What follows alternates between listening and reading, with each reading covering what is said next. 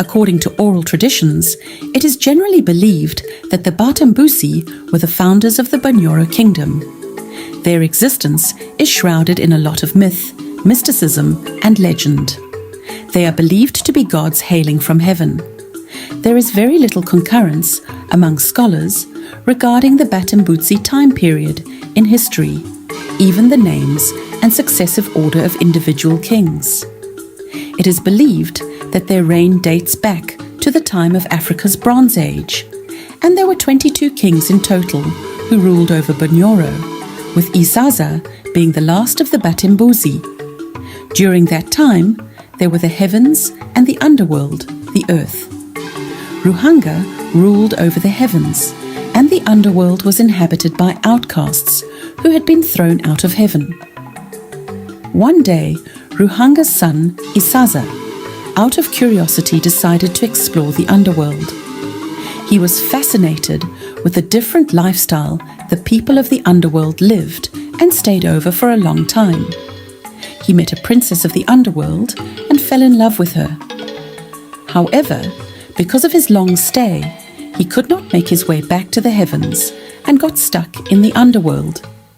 He married the princess and they went ahead to have children. His first son was called Isimbwa. Isimbwa had the wandering spirit of his father and somehow managed to find his way back to the land of his ancestors. Here he found the former gatekeeper, a commoner and tyrant. Bukuku had taken over the throne and was ruling over the kingdom. Bukuku wasn't a legitimate heir to the kingship and had been told by fortune tellers that one of his descendants would overthrow him and take over power. He had fathered only one daughter, called Nyinamwiru, who was the most beautiful girl in the kingdom and a princess. Due to his paranoia, he imprisoned Nyinamwiru and cut off her breasts and removed one of her eyes, so she would not be desirable to any man.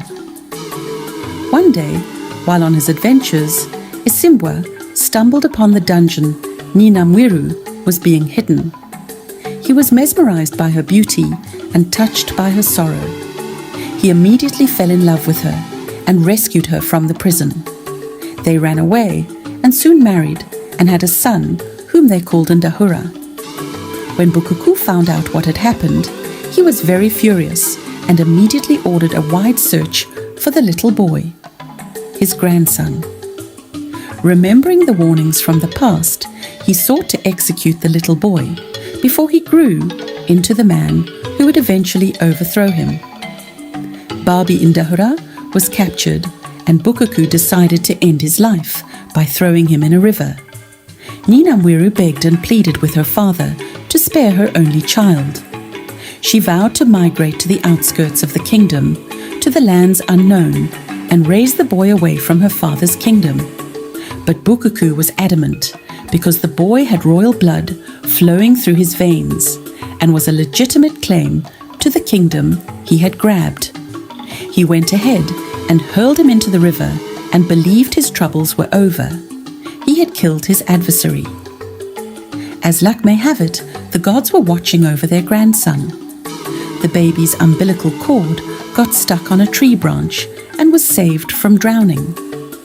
One of the king's porters saw what had happened and hurriedly rescued him, hiding him in a cave. However, he could not feed the newly born baby. He was just a lowly porter. If he couldn't find a solution, the boy would surely die.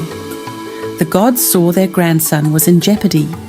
They magically made the walls of the cave grow tens of breasts, dripping with milk, enough to feed all the babies in the kingdom. They came to be known as Amabeere ga Nyinamwiru, translated as Nyinamwiru's breasts. The baby was saved. He remained hidden for years, feeding on the endless supply of milk in the cave. He grew big, strong, and as handsome as his father. Soon, he was able to leave the caves and join other youth his age. Bukuku still ruled over the kingdom. His wealth was in the massive herd of long-horned cattle he owned, stolen from the previous king Isaza. He was so proud of his wealth and named every single cow, depending on the coloration and markings it had on its skin. The pride of his bounty was an all-brown cow, so perfect it had no mark breaking the earth-brown color on its skin. He named it Bihogo, his pride and joy, the darling of his herd. Bukuku soon needed more and more young boys to help him look after his ever-growing herd and lead them to the pastures. Ndahura was hired as a herdsman and joined the other young men in the fields.